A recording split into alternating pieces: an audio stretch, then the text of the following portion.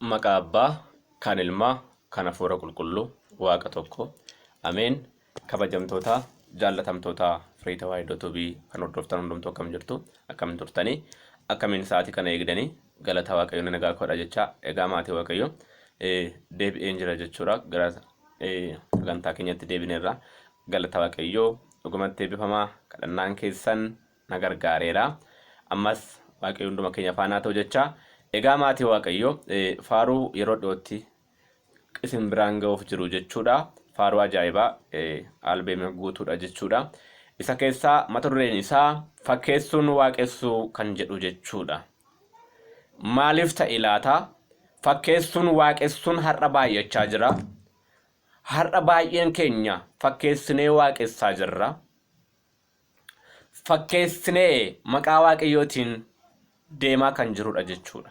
Maaliif fakkeessuun waaqessuun badiisa lubbuuti kan jedhudha faaruchi jechuudha. Faaruu ajaa'ibaadha.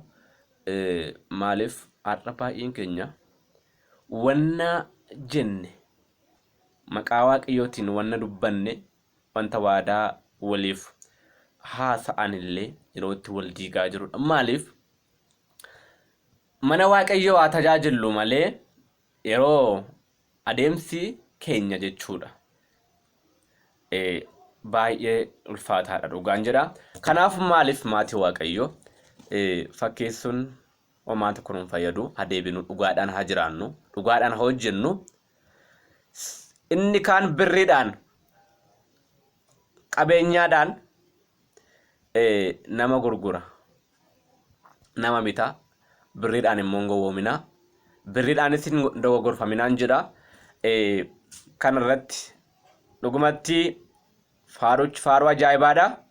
Deebii guddaa ta'a jechuudha. Yeroo dhiyoottidha.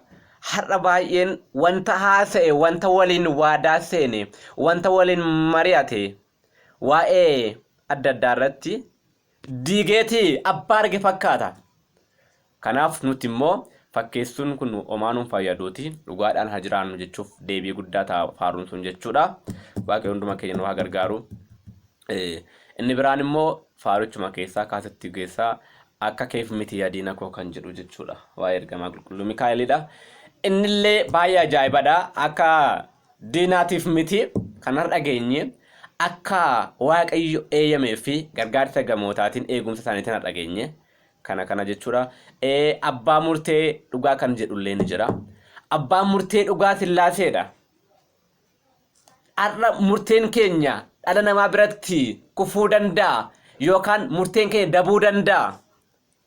Kanaaf abbaan murtee dhugaa uumaan samiif lafaa kan ta'e Sillaaseen murtee isaa murteessa. Kanaaf abbaan murtee dhugaa Sillaaseen uumaadha.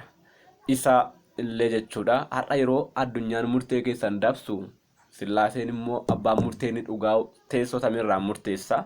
Har'a haa dogoggorsu malee har'aaf isinitti yoo murtaa'e murteen samiirraa abbaan murtee ni dhugaan suni murtee keessan dadhabbii keessan hin baasa jechuudha.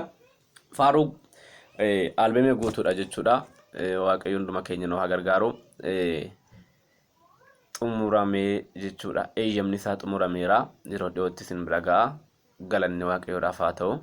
Deessoo haadha isaa Dubroo Maariyaam, ergamoota Waaqayyoo, toloota, qulqulloota hundumaa kenna afaan gosaanitti maqaan isaanii kan ulfaate kan kabajame nuuf haa ta'u. Ameen. Hanga bara baraatti ameen. Maatii Waaqayyoo kadhannaadhaan nu yaadadhaa. Wanta jiruun isin biraan geenya jechuudha. Waaqayyo hunduma keenya nu haa gargaaru. Hanga bara baraatti ameen. Firii Tawaahidoo Tuubii immoo jajjabeeffadhaa.